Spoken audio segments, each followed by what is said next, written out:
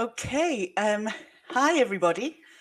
I think I'm live. Can you just give me a thumbs up if you can hear me?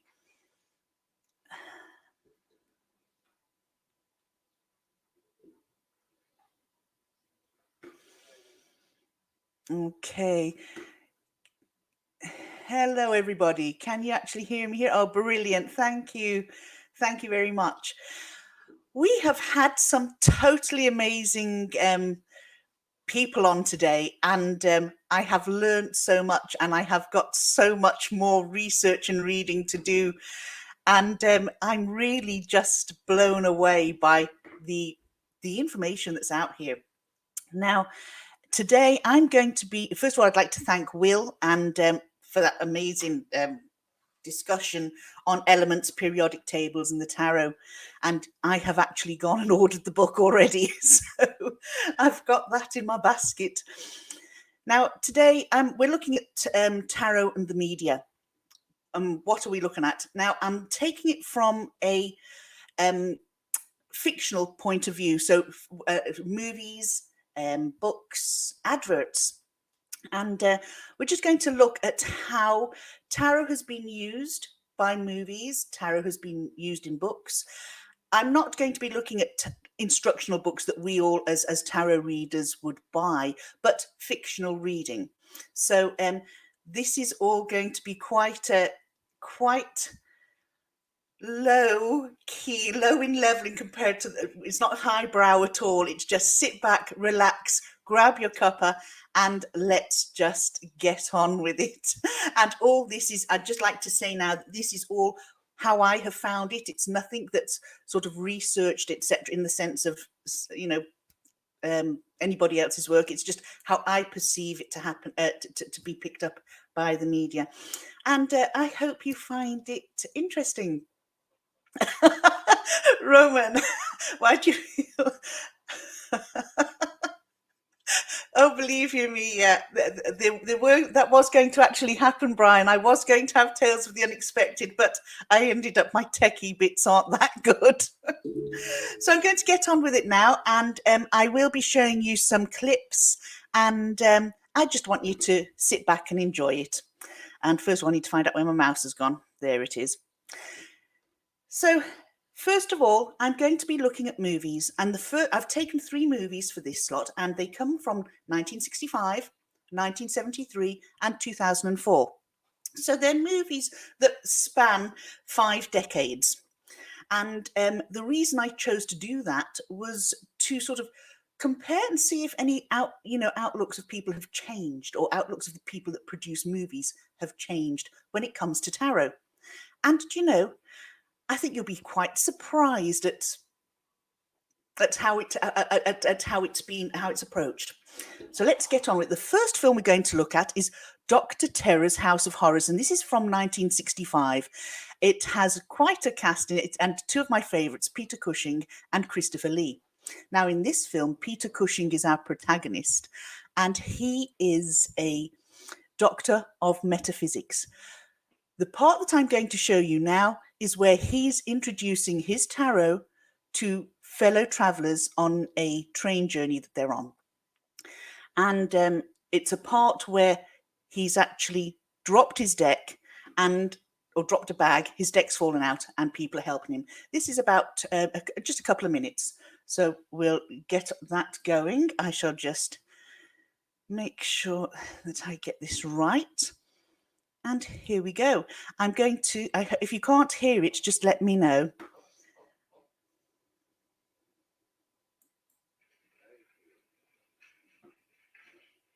that's a funny looking deck, man. How do you play poker with these? Tarot cards. You are familiar with Italo? Speak up. But I've seen the cards before. Dr. Schreck, Doctor of Metaphysics, the science which investigates the first principles of nature and thought. And nonsense. Schreck is a German word, isn't it? It means fright, fear, something like that. The more exact translation would be terror. An unfortunate misnomer, for I am the mildest of men. However, I sometimes foretell things that are frightening. With these? They are the key. Yes. Key? The key to what? Ancient wisdom. The tarot deck is a picture book of life, an answer to the deepest questions of philosophy and history, and sometimes a means of prediction. Like fortune telling. Of a kind. What kind? There is within each of us a twin destiny, the natural and the supernatural. The cards are attracted to the supernatural part of that destiny, as one pole of a magnet attracts an opposite pole. Supernatural part? The strange, the weird, the unknown, the terrifying, the mysterious. At one time or another during our lives, we may, any one of us, encounter it. This deck can forewarn us. I call it my house of horrors. How does it work? The person whose fortune is touches the cards. So in that scene, we see, I've just gone blank, Peter Cushing, as a rather strange man, okay? And it's portraying tarot readers as strange, as odd, as weird, as a little bit eccentric or a lot eccentric. And as somebody who, in all honesty, if he came into your train carriage, depending on your outlook in life, me, I'd probably sit there and chat to him forever. But some people might just say, oh no, I'm uncomfortable, I'm getting up and leaving. So it gives you this atmosphere that, first of all, you know, people that read tarot are a bit different. It also gives that air of eeriness. The whole setting, the dark setting, it's sort of, it's a bit like, it's a bit film noir, and there's this sort of sitting together, chatting, very eager to know what these cards are about. And what I enjoy about this is the fact that we have 5 separate stories of each character all in one film. So it's like being, you know, in getting 5 stories in one. It's great. I do like this film. I do recommend you watch it. However, the portrayal of the tarot is straight away something that's strange, something that's maybe to stay away from. After all, he christened it his House of Horrors. And that is very interesting because, again, it puts a whole mystery, a whole sort of vibe to a tarot deck, and one that could create a sense of, if we go back to 1965 when this was created, and people at the time watching this, that would have terrified them. And it would be, oh God, those cards. No, do you remember that movie we saw? Oh no, we don't want to have anything to do with those cards. And that sort of was something really, it would have been something that would have, from here, would have maybe put people off tarot, you know. So let's move on. This, and what I'm going to do, give you the 3 films and then just pull together the thread that I felt went through them. Our next film and next clip that we're going to look at is from, and I bet you can all guess this one. It's from Live and Let Die, James Bond. I had to bring him in. Actually, I don't know why, but I did. Anyway, here we go. This is James Bond, and the scene we're looking at here, it's already started in the tarot scene, but this is the scene that, in a way, got my hackles rising a little bit. Let's go with this.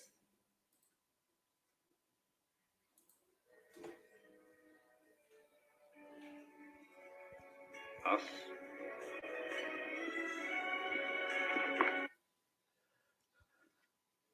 Flowers. Oh, we've got an advert. Hold on. There we go. Now, I promise you'll stay right there. I shan't be long.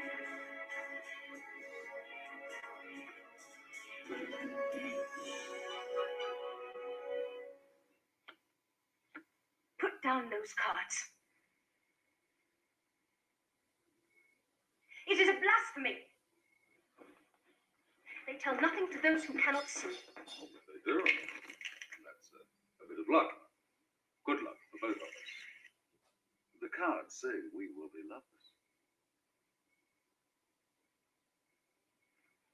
You mistake. It's impossible, forbidden for me. Now you must go. But you do believe. I mean, really believe in the cards. They have never lied to me. Then they won't now.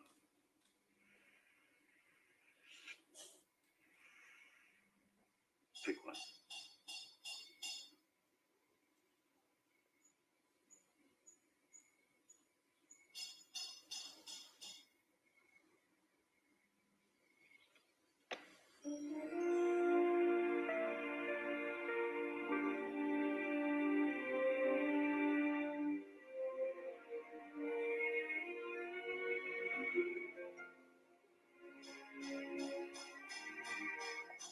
You knew the answer before it was given. Strangely enough, somehow. So did I.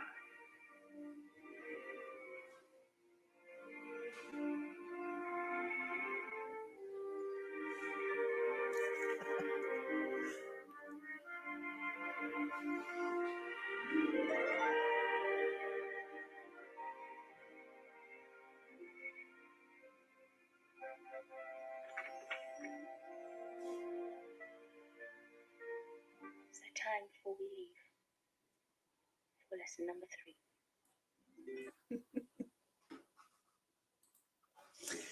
I thought I'd leave that last bit in, and I saw, oh, sexy time.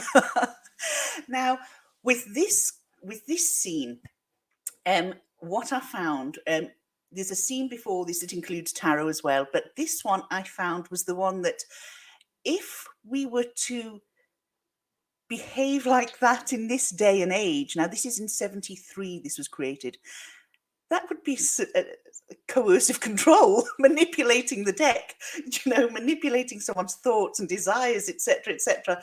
But it just got me, and I thought, oh, I must bring that up in this talk. Now, in this film, interestingly enough, they have used a deck by Fergus Hall, which is the Witch's Tarot. Originally in this, they were going to use Salvador Dali's deck. However, when they were going to get, when they were in the throes of creating it and they approached Salvador Dali to use the deck, they were quoted £7 million, which was more than the entire budget for the whole film in 1973. Now, that is, so they then found Fergus Hall's deck and decided to go with that. As we can see, it's an RWS deck, as opposed to the other film that we saw where they used a Marseille deck. I haven't actually been able to find which Marseille deck was used in that film, but from what I noted, I did see that it was a Marseille. Now, sorry, I've just lost my thread there for a minute. The scenes in this, and when we go back to where Solitaire was coming out and saying that that's a blasphemy, there was another part in this movie where Yaphet Kotto, who was an actor in this, played the part of Kananga. He didn't like that role that he played. He felt it was a mockery of voodoo and a mockery of New Orleans culture at that time. But could the same be said about the use of tarot? Is it a mockery of tarot? We've had James Bond there questioning Solitaire about her beliefs, questioning the use of the tarot, and then using it and misusing it and abusing it to a degree to get his own way. And rather than having that eerie feeling that tarot in a movie usually has, this has a more controlling feeling and a more, to a degree, mocking feeling of the use of tarot. Now, the next movie that we have is from 2004. And this is actually a children's movie created by Disney, and it's only the title that we're going to look at to see how tarot has been used here and how it goes on to how it not appears in the film, but themes from tarot used in the film.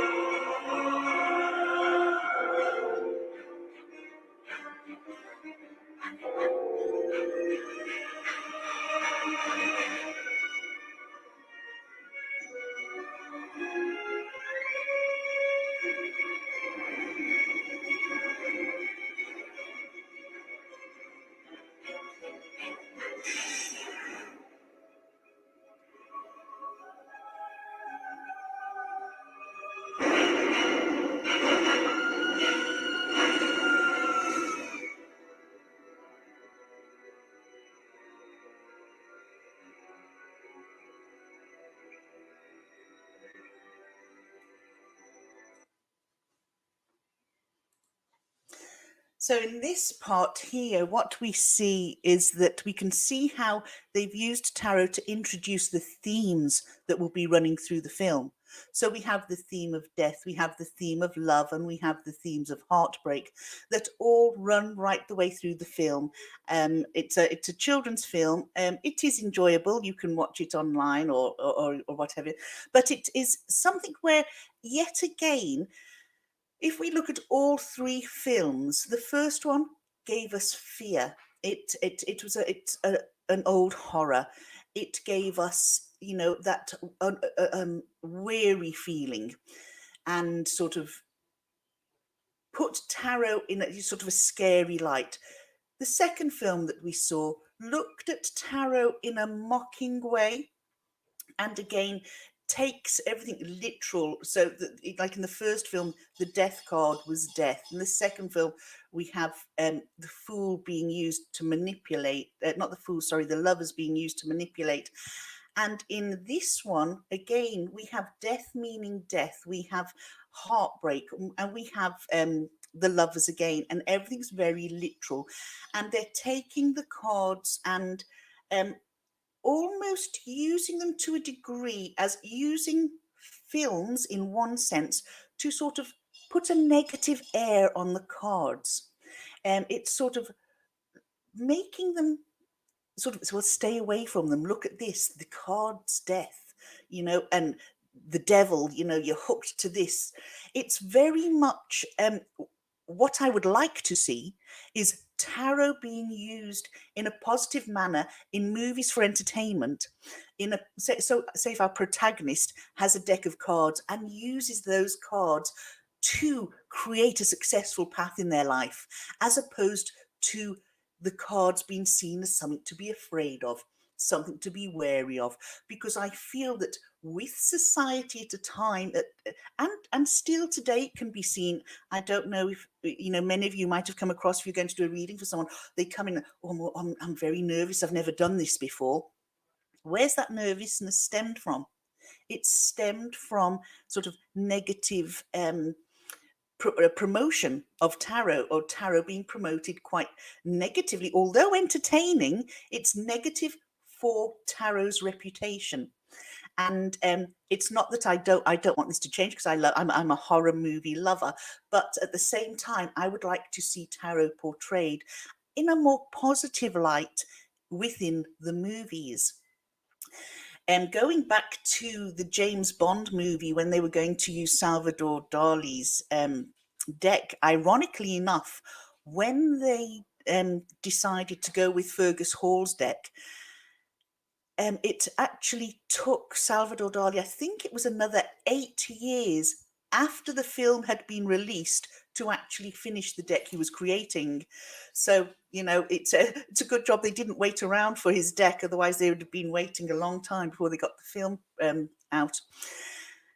So, like I say, looking at films, I do feel that movies tend to, when it comes to entertainment, tend to put a negative slant on tarot and fill people with fear. And I don't think in this day and age that that's necessary. People can think for themselves, you know. Let's see tarot being lifted up a little bit more, challenging people. Come along, join us, you know. Now I want to look at a couple of books. I don't want to feel I'm rushing through this, but I want to show you an advert as well, which I think you'll all enjoy in the tarot community. We've probably all seen it, but we're going to look at it again today. So first of all, we'll get to the books. I have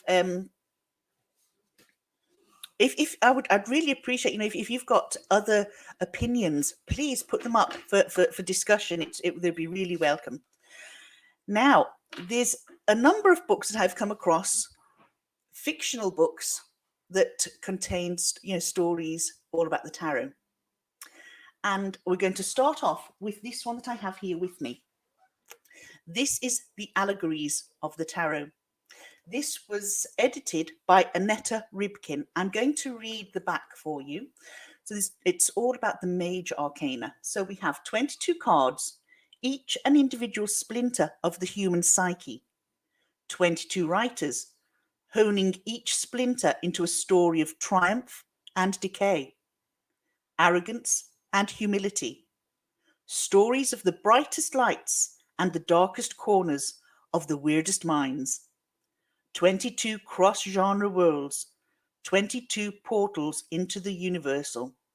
Only one way to get there. Now, I have read the first story, which was the start of the book, The Fool on the Road to Devil's Gulch. Okay, and I have to say, although within the story the tarot cards are not referred to, you can see how the tarot card has been used to create that story. So On the Road to Devil's Gulch is the story of a young man heading off hitchhiking along the road with his dog as a companion. And so straight up, we're looking at our fool and the fool setting out on his journey. And that's how these stories progress through the book. The story that I have read, and the second one that I'm starting, the intern story, which is The Magician, are really enjoyable. Some of them are scary. Some of them are just nice. And some of them are quite mysterious. And this is a book I would highly recommend. It sort of, although it's not, like I say, not referring to the tarot within the stories, it's using tarot in a really constructive manner to create stories, a little bit like we were doing online here with the Hermit Mage Gerald, who got that story writing going, and we had to link cards by creating a story from our tarot. It's something very similar, and it's something really enjoyable, something I would really recommend. Now, there are other books that I have come across, and one is The Castle of Crossed Destinies by Italo Calvino. And I've actually downloaded that onto my Kindle to read. Now, this story is, its narrative details a meaning among travelers who are inexplicably unable to speak after walking through a forest. So how do they communicate? They have 2 tarot decks, and it was the swapping and exchanging of cards that built up a communication system between them. They were able to recount their tales of what had happened using tarot. So tarot is mentioned in this book. It is used in this book. Again, it's used in a very constructive manner where it's creating a method of communication between people who have lost the power to speak. And what it does, it is an explanation of how meaning is created, whether it's via words, images, or symbols. And again, a really positive use of tarot. And if anybody's looking for this book, this is Castle of Crossed Destinies by Italo Calvino. It was written in 1973, and I've put a link down in the description box below where you can find other books that I've spoken about today. Another book, and this is one I've started. Do you know, I'm terrible. I'm reading about 4 books at the same time. I get fed up reading one book totally from I read books in between. So I'm reading this other one at the moment, and it's The Fortune Teller by Gwendolyn Womack. And it's quite an adventure, this book. It's a tale of romance, of fate and fortune. And the character, Samel Kavanaugh, works in antiquities, but she also deciphers ancient texts. Now, she discovers this manuscript that was written round about the time of Cleopatra. So if you can hear that noise, it's my dogs at the door trying to get in. I do apologise. It was written in the times of Cleopatra, and it hints at there being a deck of cards. Okay, and it's apparently a priceless tarot deck, but this tarot deck appears to have been lost in history. But is it lost? You know, it's this is a sort of a prophecy and a memoir type of writing that she's come across, that she's deciphering, and the deciphering, the information that she's deciphering seems to have been written by a very powerful seer, prophet or seer. Okay, and it's one that just bear with me. Sorry, I've just messed up things here. It's she sets out to find this tarot deck, and there's a twist, because apparently this tarot deck is still available, but someone is trying to keep it hidden at all costs. So you have this mystery again, a totally different manner at broaching the tarot, and again something extremely interesting. You know, it's really I find literature broaches the topic of the tarot in fictional writing far better than movies do. That, in my opinion, you know, you might find it quite different, but that's what I just feel. You know, it does work for me that way. Now, something has happened. My cards have got all mixed up. But another book that I'm going to recommend to you is The Eight of Swords by David Skibbins.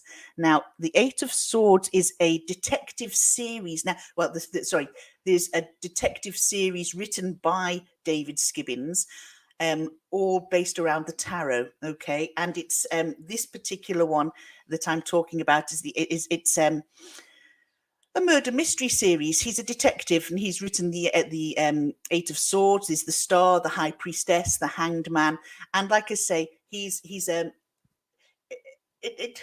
not a lot more to say about that other than that it's a detective story. And if you're familiar with the genre of detective stories, the tarot cards are used within this to solve crimes, or around, you know, found around scenes of tarot.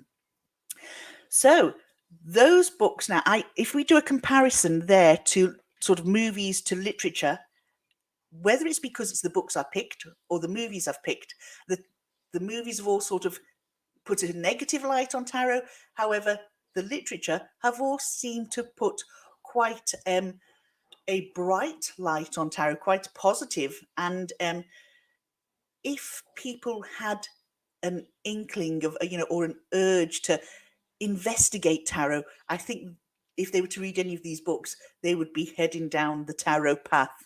That's for certain. Now, the next section I've got here, I've decided to look at adverts, and I think this will create quite a bit of discussion, because I think you might enjoy this next bit if you're into fashion, and if you're into fashion, and if you're into tarot, you'll be into this. So let's have a look. Now, I am quite certain many, if not all of you, would have come across the advert by for the Christian Dior 2021 spring fashion collection. And I have to say, it blew me away. It really did. It's just so beautifully done. So I'm going to pop this on here so that you can see it. And now I have to be careful not to get the adverts again.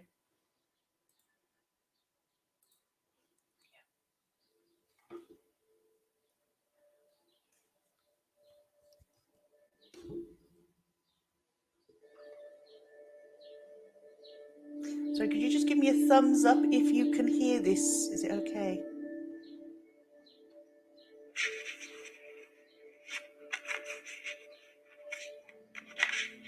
I'm actually going to play this whole part for you because it's just too beautiful to cut short. Wow.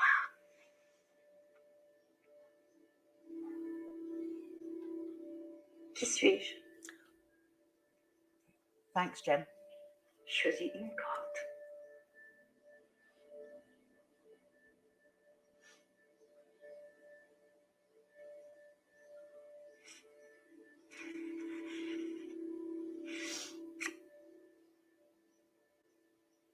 La papesse.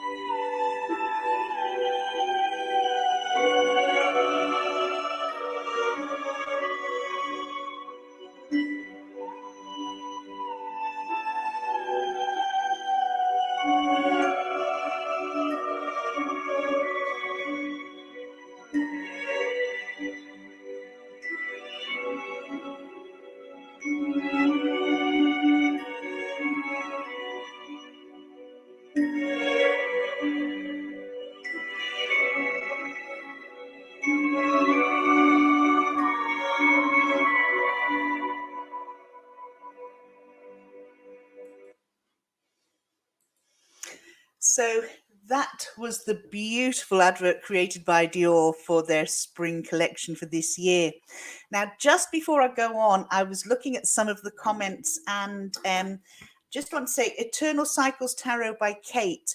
You're saying you can't find the book, The Fortune Teller, anywhere. As far as I'm aware, you can get it downloaded on Kindle from Amazon at the moment. That's where I got my copy from. And also, I just want to give a quick little shout out to Nicola, who is watching from the Lake District, and her sons, Solomon and Levi. They said they'd be here to support me today, so I've just seen them on there. So hello and thank you. So let's get on with what we were discussing here with the books, the films, and now the adverts. So as I was saying, I do find that there's quite a distinct difference between how movies represent the tarot and how literature represents the tarot. Yes, we have an awful lot of self-help books with for tarot, path work, etc., etc. But when it comes to fiction, I'm finding that tarot is portrayed in a far more positive light. And now that we're seeing tarot being used in commercials as well to promote fashion, if anybody was ever thinking, well, we don't want to be promoting tarot, I think in a way, subliminally, they would have promoted the deck more so than the fashion, because I think the chances are we can all afford the decks and not the clothes. But it's really great the way it's been used. It's remarkable the way it's been used.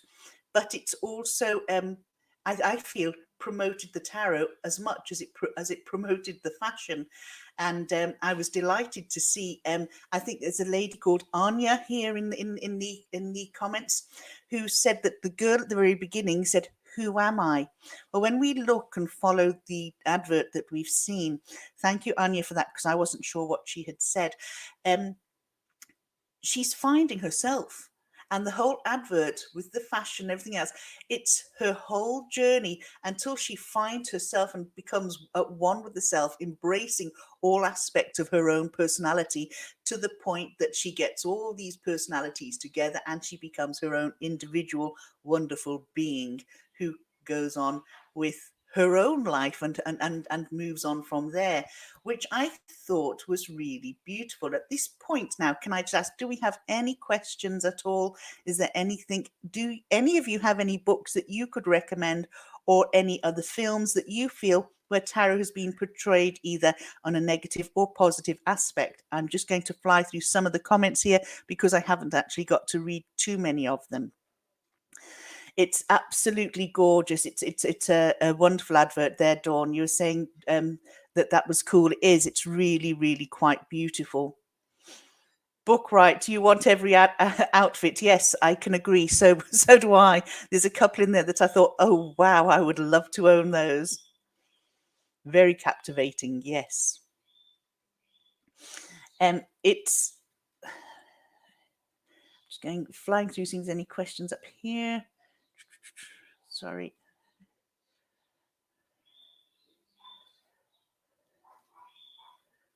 There we go. Erin Davis. Yeah, everyone loves a star. Absolutely.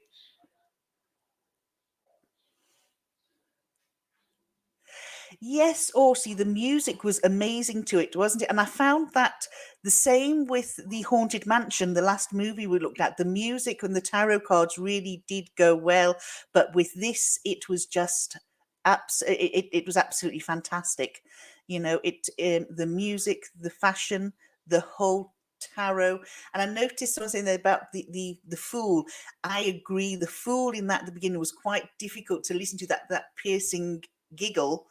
But as somebody put up there, and I have to find the comment, that was the pre-RWS fool, absolutely, where we have that lovely sort of image of the person heading off on their journey with their dog. This is quite an eerie-ish fool.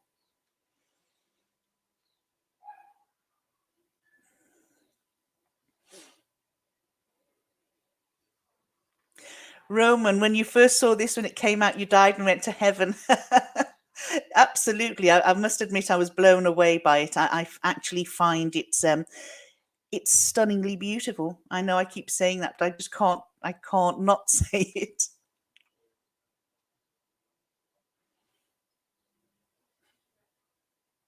Yes, Essien.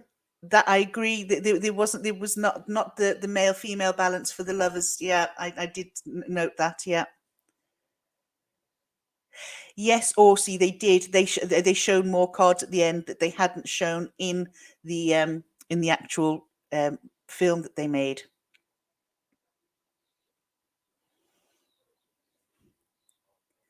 Yeah, so beautiful.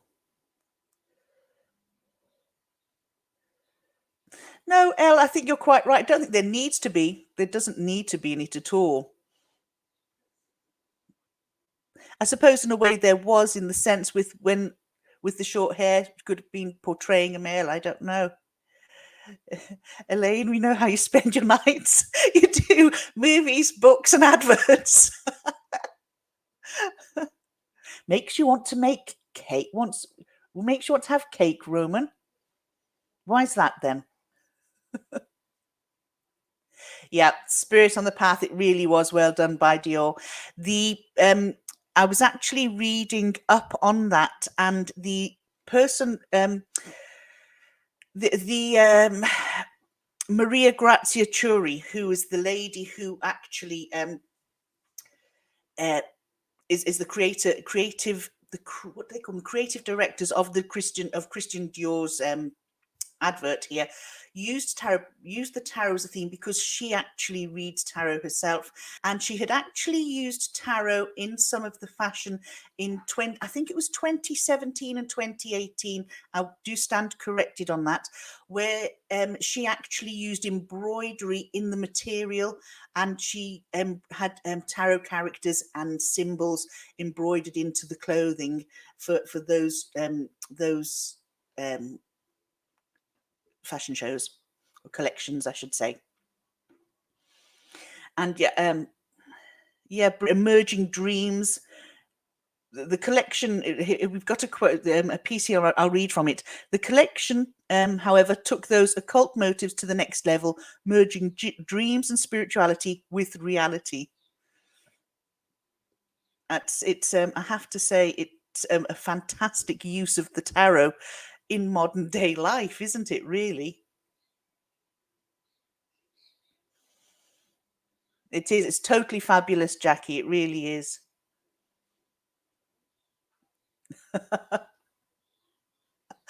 Roman, if you are going to tear up all your clothes and make those gowns, I'm going to be first on your list to have some made too, please. Yes, all the outfits are just absolutely gorgeous.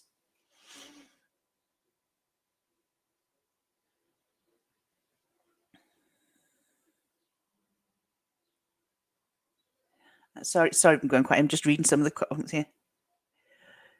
Sorry, Astral Lady Tarot. Was that? Oh no, Elaine, you're right. What was that about? Sorry, I'm not sure. I have so sorry for just going through these. Now I have missed loads of things. Oh, they've done dinner plates as well. Oh wow! Now that would be an interesting dinner service to have. Imagine the conversations you could have round a meal, round the table when you've got friends round for a meal.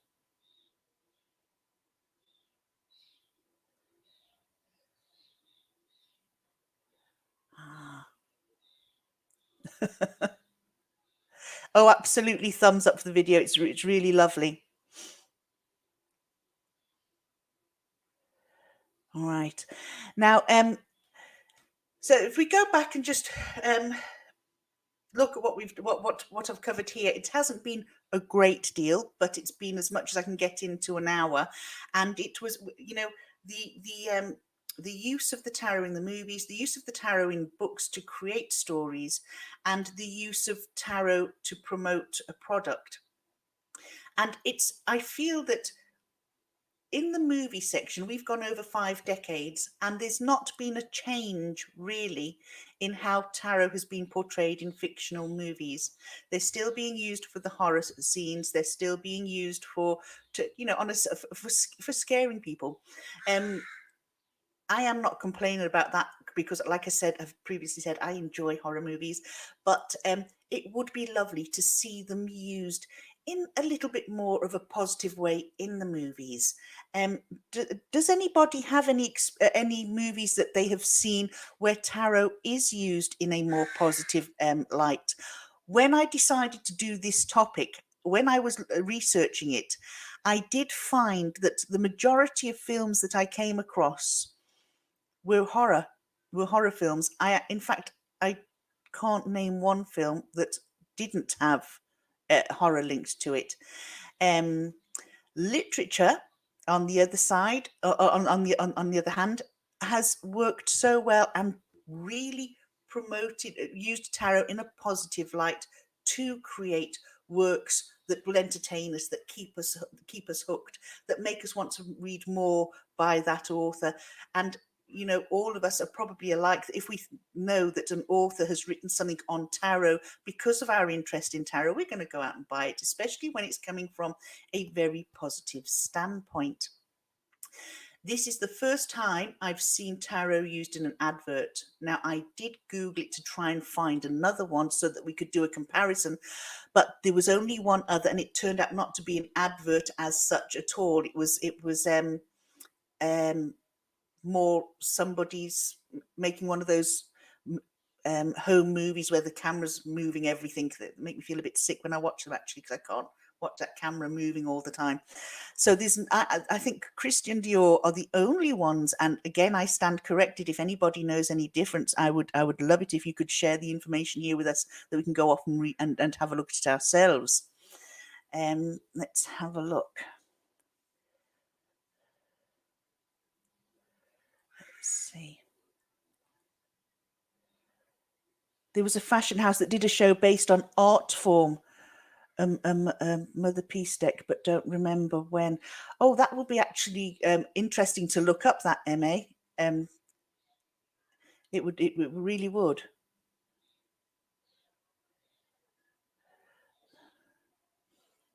I'm going to be looking out for that dinner service, Oak Mama.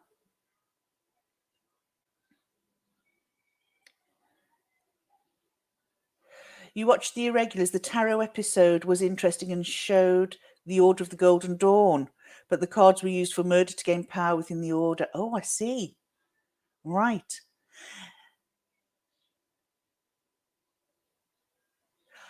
Oh, right. Okay.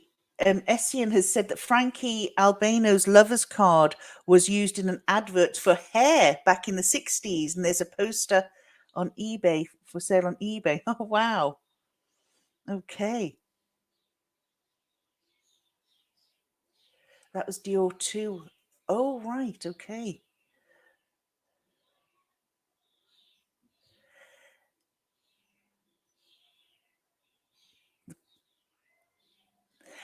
Astral Lady Tarot has said that she can't remember the book, but there was a children's book or novel where the aunt of the protagonist reads the tarot. Nikki, that's one for you. If you're watching there for the boys.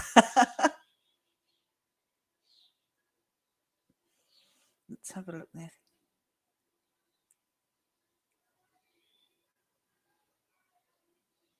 Yes, Regina. Things You Can Tell Just by Looking at Her is the name of the movie with Glenn Close in it.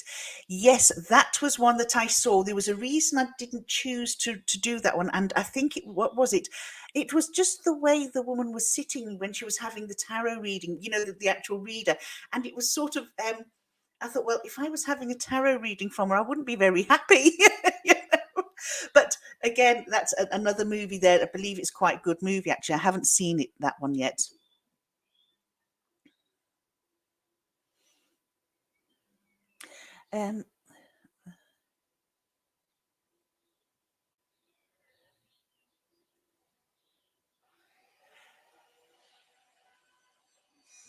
Oh, Emma, thank you very much. All right, I've had my 3-minute warning from Jen, so I'm just going to close it off now. I want to thank every single one of you being here to support me today. I have been a bit nervous. I hope it hasn't shown too much. I've thoroughly enjoyed doing this. Thank you, Jen, for organising it all. And thank you so much to Simon for starting it. Now, in the links below, you will see that there is a link to Peekaboorose and her friends. It's 3 girls and 1 deck. I'm really looking forward to seeing that. I'm quite curious with the title. It should be really good. So like I say, thank you all so much. The support has been phenomenal today, and all the people that have gone before me, absolutely amazing. I'm hoping to catch many of you all later on today, and I shall see you all on your channels. So from me to all of you, have a lovely evening or afternoon wherever you are in the world. And once again, thank you for being here and thank you for supporting me. Take care. Have a good evening.